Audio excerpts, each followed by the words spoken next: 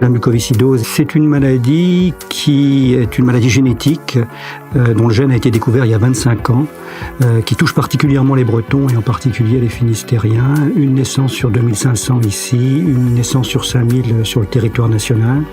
Maladie, donc, je me suis engagé dans une recherche depuis 25 ans maintenant, qui nous a permis d'identifier de nombreuses mutations dans le gène responsable, qui nous a permis de mettre en place un dépistage de tous les nouveau-nés en Bretagne depuis 20 ans et qui a été étendu ensuite en France depuis 10 ans.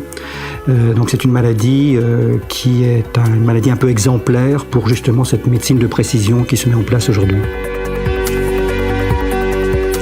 Cette médecine de précision, c'est un peu aujourd'hui le regard que l'on peut avoir sur les traitements nouveaux qui sont mis en place, qui sont définis parce que l'on connaît précisément à la fois l'anomalie moléculaire qui est présente dans un gène, et c'est l'exemple de la mucoviscidose est caricatural. On a identifié des mutations et on a aujourd'hui des traitements spécifiques de ces mutations.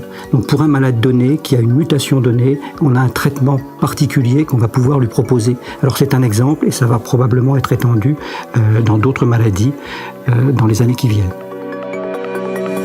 Alors le projet que nous avons, qui est engagé là pour les prochaines années, vise justement à mieux comprendre les interactions entre la génétique et puis la colonisation bactérienne, virale, qui est présente chez les patients. Alors nous allons, avec nos collègues, faire un suivi longitudinal et mieux comprendre, mieux sélectionner les patients.